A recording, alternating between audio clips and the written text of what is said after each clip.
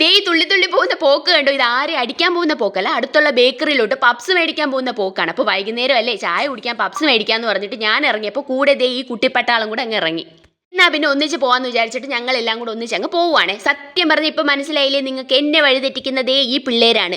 ഞാൻ മര്യാദയ്ക്ക് വീട്ടിൽ ഇരുന്ന് ജോലിയൊക്കെ എടുത്തുകൊണ്ടിരുന്നത്, അപ്പോൾ ചേച്ചി വരുന്നില്ലേ എന്നൊക്കെ പറഞ്ഞിട്ട് എന്നെ വിളിച്ച് വരുത്തിയിട്ട് കൊണ്ടുപോവുകയാണ് ഈ അഴുക്ക പിള്ളേർ. അപ്പോൾ എന്തായാലും അവിടെ ചെന്നിട്ട് സാറ്റ് എണ്ണും പോലെ അങ്ങോട്ടും ഇങ്ങോട്ടും എണ്ണുവാണ്. കാരണം ഒരു കാൽക്കുലേഷനൊക്കെ ഉണ്ടായിരുന്നെങ്കിലും അവിടെ ചെന്ന് നാല് പാട് ഓടിയപ്പോൾ എനിക്ക് ടോട്ടൽ ടെൻഷനായി, എൻ്റെ കാൽക്കുലേഷനൊക്കെ തെറ്റിപ്പോയി. ആൻഡ് എണ്ണിക്കൊണ്ടിരുന്നപ്പോൾ ഷീക്കുട്ടി അങ്ങോട്ടും ഇങ്ങോട്ടും ഇങ്ങനെ നോക്കിയിട്ട് അയ്യോ സിപ്പപ്പെന്നും പറഞ്ഞ് അങ്ങോട്ട് ഓടി, ആൻഡ് അമ്പാടിക്കണ്ണം പിറകെ ഓടി, ഇതിനെയൊക്കെ പിടിച്ച് കെട്ടണമെന്ന് പറഞ്ഞ് ഞാനും കൂടെ ഓടി.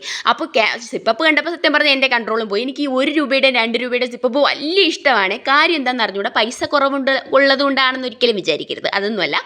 അപ്പോൾ ചേച്ചിക്കും പ്രീത ചേച്ചിക്കും ഇത് ഇഷ്ടമാണ്, എൻ്റെ കുട്ടിപ്പട്ടാളത്തിനും ഇത് ഇഷ്ടമാണ്. അങ്ങനെ ഞങ്ങൾ ഓരോന്നായിട്ട് ഒരു 2 രൂപയുടെ 10 സിപ്പപ്പും 1 രൂപയുടെ 10 സിപ്പപ്പും ഒക്കെ അങ്ങ് എടുത്തു.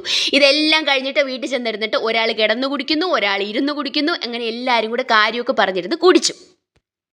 ഈ ഞായറാഴ്ച ദിവസങ്ങളിൽ ഞങ്ങളുടെ, അതായത് എൻ്റെ വീടിനും ചേട്ടൻ്റെ വീടിനും ഇടയിൽ ഒരു 10 വട്ടമെങ്കിലും ആളുകൾ എന്നെ ഇങ്ങനെ മാറി മാറി കണ്ടുകൊണ്ടിരിക്കും. കാരണം അങ്ങോട്ടും ഇങ്ങോട്ടും ഓട്ടമാണല്ലോ. അപ്പോൾ ഞായറാഴ്ച നടക്കുന്ന ഒരു പ്രതിഭാസമാണ് ആ പ്രതിഭാസം. എന്തായാലും എനിക്ക് ഭയങ്കര സന്തോഷമാണ്. ഈ സാറ്റർഡേ സൺഡേസിലൊക്കെ ഇതുപോലെ അടിച്ച് പൊളിച്ചിട്ടല്ലേ പിന്നെ ഓഫീസിൽ പോകുന്നത്. പിന്നെ വീണ്ടും അടുത്ത ശനിയാഴ്ച ഞായറാഴ്ച ആവാൻ വേണ്ടി കാത്തിരിക്കുമല്ലോ. ഇങ്ങനെ കാത്തിരുന്ന് അങ്ങനെ അടിച്ച് പൊളി ജീവിതം. ഓക്കെ, അപ്പോൾ ഇഷ്ടമായാലും സബ്സ്ക്രൈബ് ചെയ്യണേ, കമൻറ്റ് ചെയ്യണേ. Tata bye.